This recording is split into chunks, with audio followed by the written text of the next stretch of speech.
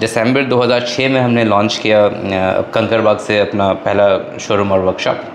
और अब 17 साल हो गए हम लोग को बिज़नेस करते हुए। जब शुरुआत किया था तो 50 लोग का स्ट्रेंथ होगा हमारे पास। हम 50 मोटिवेटेड एम्प्लॉइज़ थे जिन्होंने डीलरशिप को स्टार्ट किया।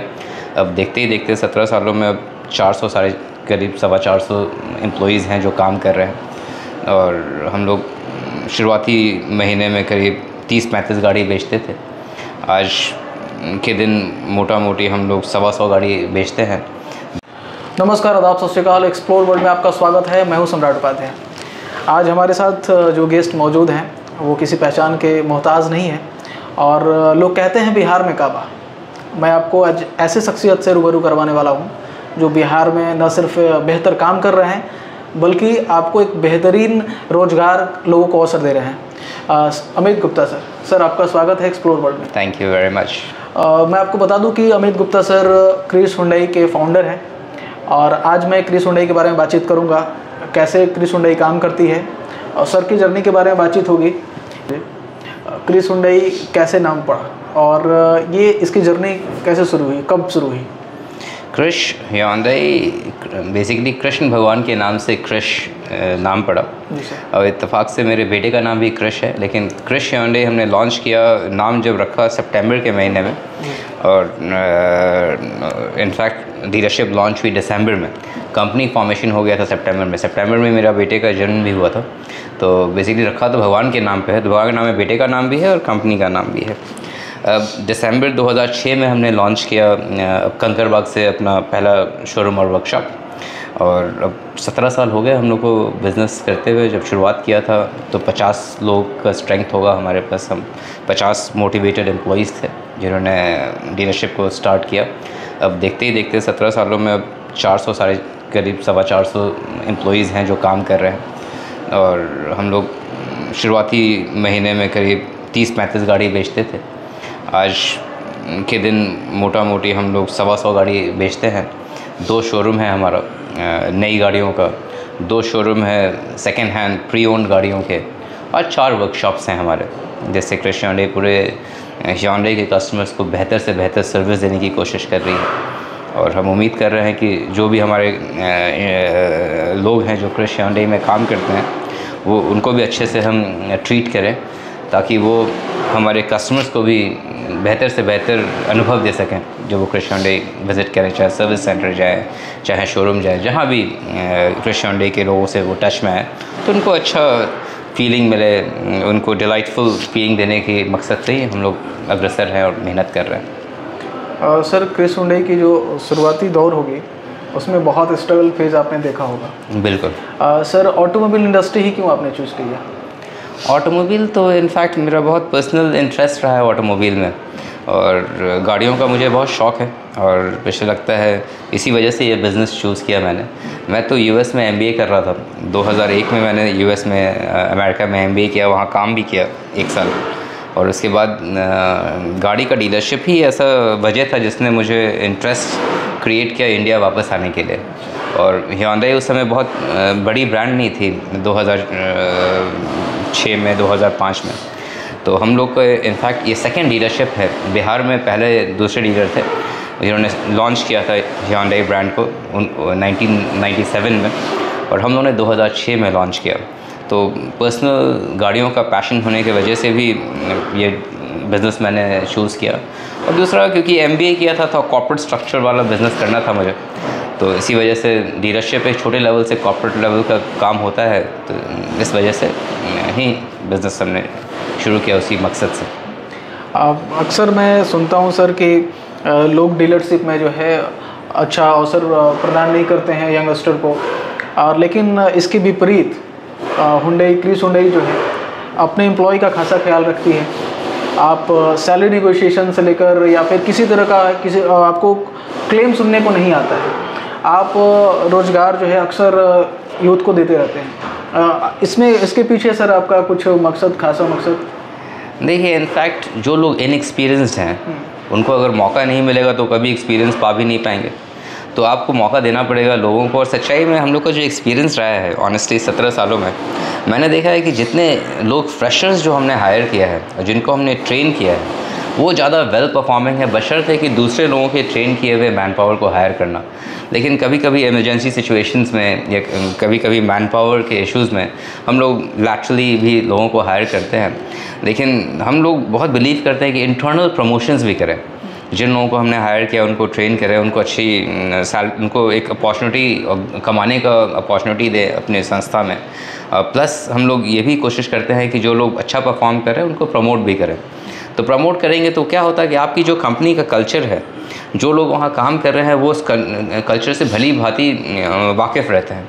वो जानते हैं कि इस सिचुएशन में चाहे वो कंपनी का जो भी पॉलिसी गाइडलाइंस है, जैसे छोटा एग्जांपल दे रहे हैं, हम लोग का बहुत ट्रांसपेरेंसी है क्रिश Hyundai में। आप पता लगाएंगे बाहर भी, एम्प्लॉइज़ का सैलरी हो, इंसेंटिव हो, कस्टमर्स का पेमेंट का सिस्टम हो या बुकिंग हो, सब में हमने कोशिश किया है ट्रांसपेरेंसी रखें।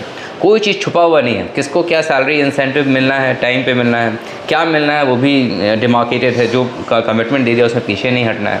सेम सिचुएशन कस्टमर्स के साथ भी है। अगर बुकिंग करके कोई डेट हमने निर्धारित किया कि इस समय तक हम गाड़ी देंगे, तो हम पहले ही कस्टमर को बता देंगे कि गाड़ी उस समय तक हम दे पा रहे हैं। अगर नहीं दे पा रहे हो तो हम बुकिंग भी नहीं लेते हैं। कोशिश हमारी रहती है कोई कस्टमर क्रिश Hyundai में आके दुखी होकर नहीं जाए। जो भी है, अगर कोई दिक्कतें भी है तो उसको बिफोर हैंड हम शेयर करें कस्टमर से, ताकि ऐसा सिचुएशन कभी डिफ़िकल्ट कस्टमर के प्रति होने का सिचुएशन बने नहीं। यही वजह है कि बहुत सारे लोग बहुत सालों से हमारे साथ जुड़े हुए हैं, चाहे वो कस्टमर बेस हो या एम्प्लॉई बेस हो। तो इनफैक्ट मेरा तो यही कहना है कि जो मैन पावर कंपनी में काम कर रही है, अगर वो खुश नहीं होगी तो वो कस्टमर को भी कभी खुश नहीं कर सकती है। Right sir. आप खुद दुखी हैं तो आप किसी कस्टमर को कैसे अच्छे से ट्रीट करेंगे या बिहेव करेंगे। लेकिन अगर आप खुश हैं तो आप कस्टमर्स को भी खुश करके ही जो भी अपना ड्यूटी करेंगे या अपनी जिम्मेदारी पूरा करेंगे। यही सोचना है हमारा। ऑटोमोबाइल इंडस्ट्री सर बूम पर है इस समय, काफ़ी तेज़ी से ग्रोइंग है। इसमें मार्केट में बहुत सारे ब्रांड आपको कम्पीट करते हुए नज़र आएंगे। क्रिश Hyundai बिहार में किस तरह बेहतर परफॉर्म कर रही है, और आगे आगामी जो आपकी योजनाएं हैं क्रिश Hyundai को लेकर, वो सर किस तरह आप देखते हैं इसको? इनफैक्ट क्रिश Hyundai बहुत ही ज़्यादा सर्विस फोकस्ड है। सर्विस जो आपको है ना, बस सर्विस वर्कशॉप में ही नहीं होता। सर्विस आपको सेल्स के दरमियान भी होता है, और प्लस सेल्स करने के बाद जो कस्टमर को गाड़ी हमने बेचा है उसको एक अच्छा एक्सपीरियंस देना चाहते हैं सर्विस वर्कशॉप के थ्रू भी। तो हमारा मकसद क्या है कि जितने कस्टमर्स जो हमसे गाड़ियाँ ख़रीदते हैं उनको अच्छी सेलिंग पॉइंट पे भी अच्छा एक्सपीरियंस मिले, और जब वो सर्विस पे जाए तो सर्विस पॉइंट पे भी अच्छा एक्सपीरियंस मिले।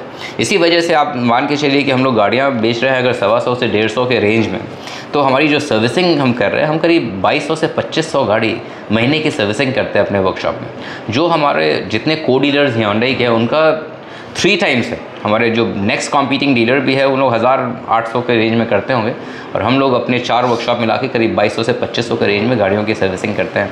इसका मतलब है कि कस्टमर्स को एक भरोसा पैदा हुआ है क्रिश मोटर्स में, और कस्टमर सर्विसिंग तभी कराने वर्कशॉप में आएगा जब उसको ट्रस्ट होगा। तो हमने over the years trust build किया है कस्टमर के नज़रों में, उसी के तहत हम लोग आगे भी बढ़ रहे हैं। हम एक्सपेंशन भी प्लान में हमारा है कि सेल्स के साथ साथ सर्विस सेंटर्स भी और डालेंगे, और लोगों को जितना दूर दूर तक हम रीच कर सकें, अच्छी सर्विस दे सकें, तो सेल्स अपने आप बढ़ेगा। यही हमारा सोच है।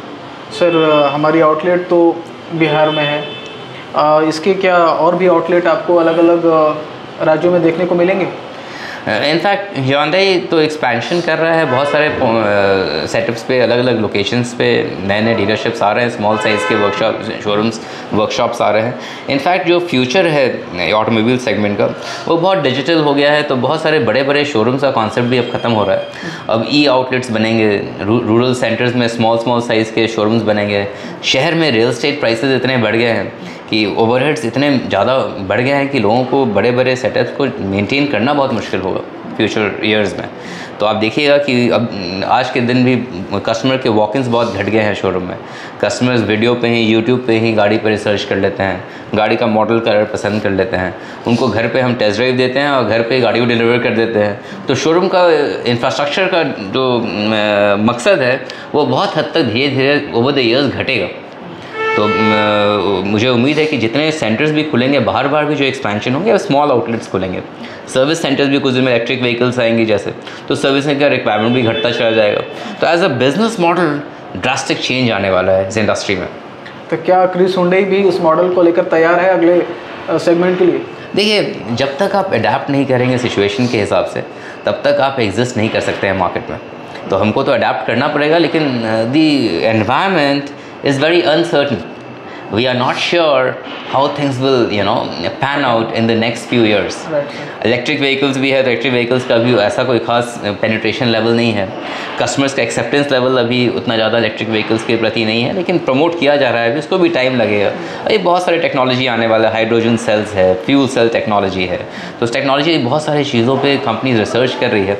अब देखिए, जितनी इतनी बड़ी प्रीमियम सेगमेंट गाड़ियों की मर्सिडीज़ हो, BMW हो, ऑडी हो, अब देखिए इनके जो इलेक्ट्रिक व्हीकल्स हैं बहुत बहुत महंगे हैं। तो जो प्रीमियम सेगमेंट की गाड़ी भी खरीद रहा है, वो भी आज के दिन बहुत कम लोग हैं जो इलेक्ट्रिक व्हीकल्स प्रेफर कर रहे हैं। वो प्रीमियम ब्रांड की गाड़ियाँ भी डीजल या पेट्रोल ले रहे हैं, बिकॉज वो अनसर्टन है इलेक्ट्रिक को लेके, फ्यूचर क्या होना है, नहीं होना है। तो जहाँ तक सवाल है, हमको तो as things change, we will change along with the times, but we would not rush through, we will take our time depending upon how the market shapes up. हमको एग्जिस्ट करना है तो हमको तो चेंज करना है माहौल के साथ से, लेकिन अभी हम नहीं बता पाएंगे एग्जैक्ट क्या चेंजेस आएंगे। वो तो मार्केट के और सिचुएशन के हिसाब से हम भी बदलाव लाएंगे जैसे जैसे रिक्वायर्ड होगा। पटना में हुंडई की और भी शाखाएं हैं और भी लोगों ने ब्रांच और आउटलेट डाले हैं। क्रिस हुंडई कस्टमर का अगर क्वेश्चन रहे सर आपसे कि मुझे क्रिस हुंडई क्यों जाना चाहिए, आपका उत्तर क्या होगा इसका? देखिए, क्रिस हुंडई, जैसे मैंने आपको शुरू में भी बोला कि हमारे जो मैन पावर है उनको हम डे वन से ये बात समझाते हैं कि किसी हाल में कस्टमर को चीट नहीं करना है। चीट बस फाइनेंशियली नहीं होता है, चीट कोई कमिटमेंट के लेवल पे नहीं करना है। अगर कोई आप डेट दे रहे हैं, कस्टमर को बुकिंग ले रहे हैं, बस कस्टमर को बुकिंग लेने में फंसाना नहीं है। पैसा लेके आपने बुकिंग ले लिया, गाड़ी का गलत टाइम आप कमिटमेंट दे रहे हैं, गाड़ी उनको दे नहीं पा रहे हैं, डिस्काउंट फ़ोन पे कुछ बोला, जब आ रहा है कुछ और समझा दे रहे हैं। ये सब चीज़ हम लोग कोशिश करते हैं, अपने टॉप लेवल से ही इंस्ट्रक्शन है कि किसी कस्टमर को चीटेड फील नहीं होना चाहिए, ना आपको करना है। आप चीज़ों को ट्रांसपेरेंट रखिए, और ट्रांसपेरेंट रख के जो आपको तरक्की मिलेगी काम में, वो आपको लॉन्ग टर्म होगा, लॉन्ग टर्म ग्रोथ होगा, क्योंकि क्रिस हुंडई कहीं जा नहीं रही है। और जो एम्प्लॉयज़ साथ में जुड़े हुए हैं क्रिस हुंडई के, उनके बदौलत ही क्रिस हुंडई भी है। तो जो लोग जुड़े हुए हैं उनको भी हम लोग यही बोलते हैं कि कस्टमर्स के प्रति हम लोग फेयर रहें, तो अल्टीमेटली आपको लॉन्ग टर्म बिजनेस मिलेगा। तो इसलिए और सबके बारे में मैं नहीं कमेंट करूँगा, लेकिन हम लोग का ये क्रिस्टल क्लियर दिमाग में है कि हमको कस्टमर को सही चीज़ें बताना है और ट्रांसपेरेंसी हमेशा मेंटेन करके रखना है कि कस्टमर को जो बोल रहे हैं और कमिटमेंट में हमें कभी फेलियर नहीं होना है। यही हमारा मकसद है। तो कभी कस्टमर खुश होके जाएंगे क्रिस हुंडई में, और यही वजह है कि हम अच्छा भी कर रहे हैं ओवर द ईयर्स और बेहतर भी करेंगे। अक्सर सुनने को मिलता होगा, बहुत सारे अभी बेहतरीन अभिनेता मनोज वाजपेयी ने भी एक रैप किया था कि बिहार में कब, आपने भी सुना होगा। पलायन की समस्या हम लोग अक्सर सुनते हैं, उसके बावजूद भी क्रिस हुंडई अक्सर मैन पावर को लेकर हायरिंग चालू रखती है। सर, आप बिहार के पलायन की समस्या को लेकर भी, इस पर भी आप यूथ ओरिएंटेड जो प्रोग्राम है, इंटर्न है या फिर जॉब अपॉर्चुनिटीज़ है, इसको लेकर आप खासा कंसर्स रहते हैं। मैं अक्सर देखता हूँ सर आपको, इस पे आपका एक विज़न क्या है? क्या आप जॉब ओरिएंटेड और ये सब पर भी आपका फोकस रहता है? देखिए, एक्चुअली है क्या ना कि हमारे पास पॉपुलेशन बहुत ह्यूज स्केल पर है, और यहाँ पे जॉब की कमी नहीं है, सही ट्रेंड मैन पावर सही जॉब में सेट करने की कमी है। तो हमारे पास हमेशा वैकेंसी रहते ही रहता है। We are always looking out for smart manpower. Unfortunately the population of people who can fit into the job is very less. हम लोग न्यूज़पेपर ऐड देते हैं, बहुत सारे लोग अप्लाई करते हैं, लंबे चौड़े एप्लीकेंट्स आते हैं, तो बहुत लोगों को हम लोग मौका देते हैं, लेकिन कहीं कहीं सिंसियरिटी लैकिंग होता है। लोग जॉब मिल जाता है, फिर उस हिसाब से पैसा कमाने का ललक नहीं होता है। तो हम लोग का जो बिज़नेस है, ऑटोमोबाइल डीलरशिप हो, उसमें बहुत ज़्यादा इंसेंटिव बेस्ड काम होता है। इंसेंटिव मतलब आपको कमाने का सिस्टम, कमीशन बोलिए या इंसेंटिव बोलिए, कमाने का स्कोप इंसेंटिव्स है। फिक्स सैलरी बहुत कंपेरेटिव है डीलरशिप्स में। तो जो बंदा मेहनत नहीं करेगा तो अल्टीमेटली वो ज़्यादा गाड़ी बेच नहीं पाएगा, ज़्यादा गाड़ी बेच नहीं पाएगा तो कमा नहीं पाएगा इंसेंटिव, तो अल्टीमेटली उसका काम नहीं चलेगा कंपैरेटिवली। लेकिन अच्छा गाड़ी बेचेगा तो अच्छा इंसेंटिव कमाएगा, तो उसका भी काम चलेगा, डीलरशिप का भी काम चलेगा। तो अब जो आप बोल रहे हैं, बहुत सारे लोग छोड़ के जाते हैं क्योंकि इट्स अ डिफ़िकल्ट जॉब।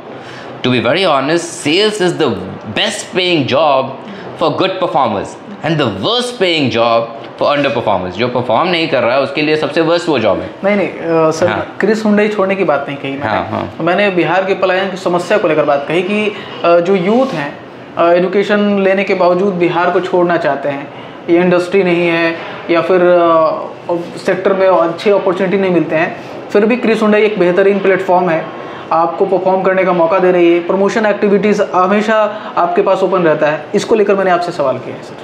तो जो पलायन जो लोग छोड़ के जा रहे हैं, इनफैक्ट अपॉर्चुनिटी तो देखिए लोग को बाहर, मैं तो बहुत बाहर रहा हूँ, काम भी किया है बाहर मैंने, लेकिन आप ये मानिए चाहिए ना, जो लोग बिहार छोड़ के जा रहे हैं, जब वो बाहर काम करें, दोनों में बिहार में काम करना बाहर में काम करने का अंतर हो जाता है।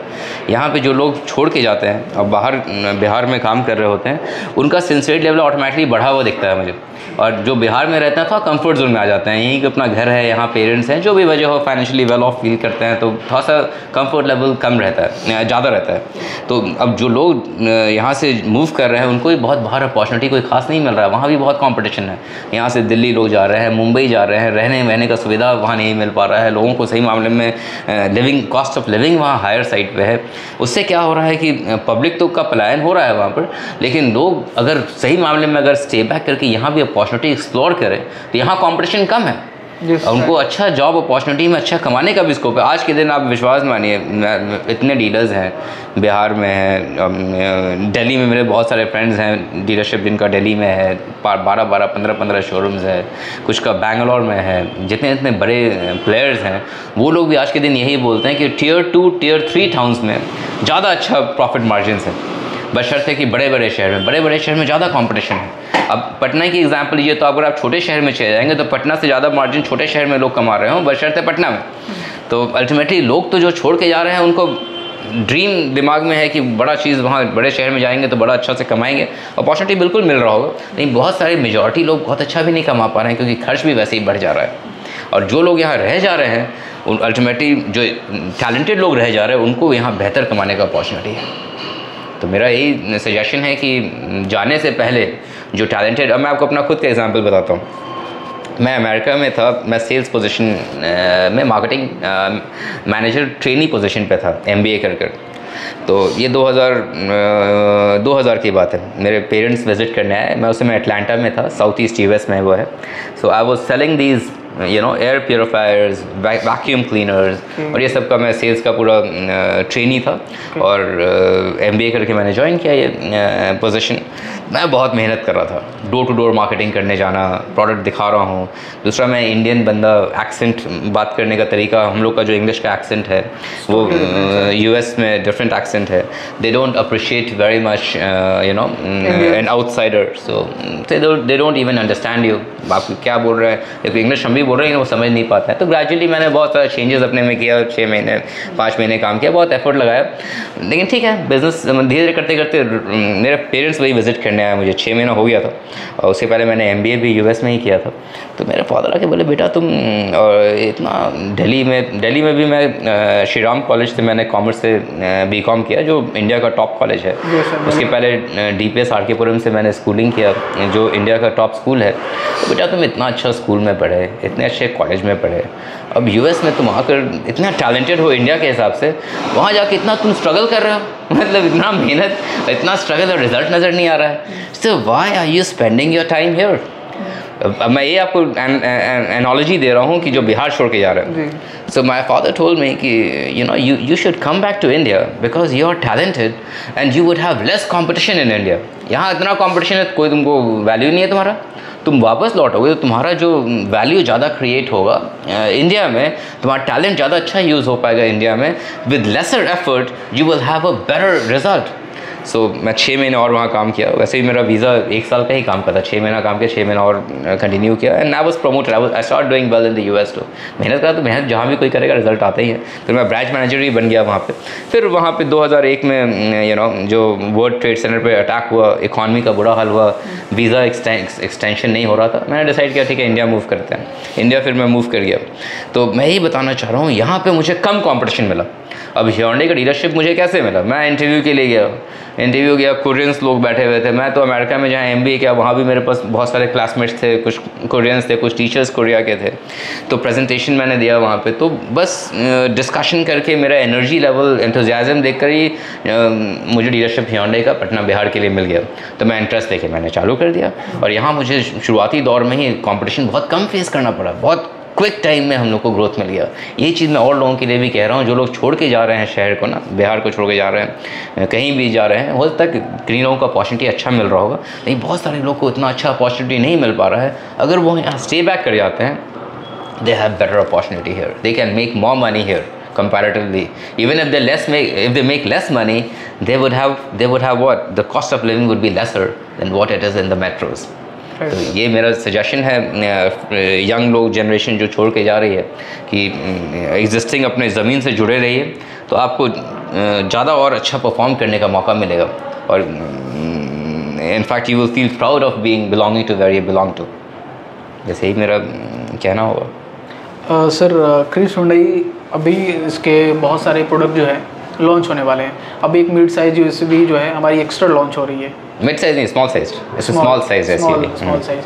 तो सर एसयूवी सेगमेंट में उस तरह की गाड़ियाँ जो है भी लॉन्च हो रही है, तो मार्केट में कंपटीशन जो ब्रांड है और भी हो जाएगा इससे, आपकी इसकी सोच क्या है इस पर? देखिए, the entire world is moving towards SUV market. एक ज़माना था जब एसयूवी 30%, 20%, 10% टोटल सेल्स वॉल्यूम के हुआ करता था। अब के समय में Hyundai मोटर में ही जो एसयूवी सेगमेंट है 55-60% हम एसयूवीज़ बेचते हैं। एसयूवी मतलब हो गया हमारी क्रेटा गाड़ी है, हमारी वेन्यू है जो एसयूवी में स्मॉल सेगमेंट में है, उसके एल्केज़ार है, टूसॉन है, सब मिला के 55% 60% हमारा एसयूवी मार्केट है। एसयूवी मार्केट का एकाएक कितना ग्रोथ होने का वजह है, ये तो एक्चुअली वेस्टर्न मार्केट से ही आ रहा है। वेस्टर्न मार्केट्स में ही एसयूवी 50% बिकते है। अब वजह ये आ रहा है कि लोग कोविड के बाद भी क्या हुआ है कि बहुत लोगों को एडवेंचरस और लाइफ अच्छा जीने का भी शौक़ हो गया, फैमिली के साथ टाइम स्पेंड करने का भी बात ज़्यादा बढ़ गया है लोगों का, लोग ट्रिप्स लेने लगे हैं फैमिली के साथ। तो बहुत सारे लोग एसयूवी में का डिमांड ओवर द ईयर्स और बढ़ेगा ही बढ़ेगा, भले वो पेट्रोल वर्जन डीजल से इलेक्ट्रिक में हो जाए या कोई और नया टेक्नोलॉजी में हो जाए, लेकिन वो जो उसका मेक है, ये जो स्ट्रक्चर है, that will somehow catch up even further in India. तो हमारा जैसे Hyundai का एक्स्टर जो लॉन्च होने वाला है, स्मॉल साइज एसयूवी का मकसद है कि वो शहर में गाड़ी को पार्क करना आसान हो। इतना ट्रैफिक कंजेशन है, पार्किंग स्पेस की इतनी कमी है, तो हमको एक्चुअली ट्रांसपोर्टेशन के लिए स्मॉल साइज़ गाड़ियाँ शहर में यूज़ करने के लिए ज़्यादा कंफर्टेबल होगी। उसी पर्पज़ से इसको लॉन्च किया जा रहा है एक्स्टर को, and I think it will be a running hit. It should be. अभी बुकिंग्स का बहुत अच्छा हमारे पास फ्लो है कस्टमर्स का, and future looks very promising. Bihar से जो भी लोग ताल्लुकात रखते हैं, अगर वो हुंडई की गाड़ी प्लान कर रहे हैं या फिर उनके पास पुरानी कोई गाड़ी है, वो चाहते हैं कि हम आपके शोरूम विजिट करें, यानी क्रिस हुंडई विजिट करें, सर तो कहाँ सेंटर जो है जाना पड़ेगा उनको बिहार में? शोरूम और वर्कशॉप है आपको कंकरबाग कॉलोनी मोड़ से पहले, कंकरबाग मेन रोड बोलते हैं, फ्लाईओवर के नीचे हमारा शोरूम है, प्लस वर्कशॉप भी है। उसके अलावा हमारा एक 3S सेटअप जिसको हम बोलते हैं सेल्स सर्विस एंड स्पेयर्स, वो अनीसाबाद बाईपास, चंद्रवंशी नगर बोलते हैं, अनीसाबाद बाईपास, बेउर मोड़ से थोड़ा आगे बढ़ेंगे तो हमारे अनीसाबाद बाईपास सेटअप पे है पूरा शोरूम और वर्कशॉप का। उसके अलावा हमारा पाटलिपुत्रा में भी एक second hand vehicle pre owned cars का शोरूम है,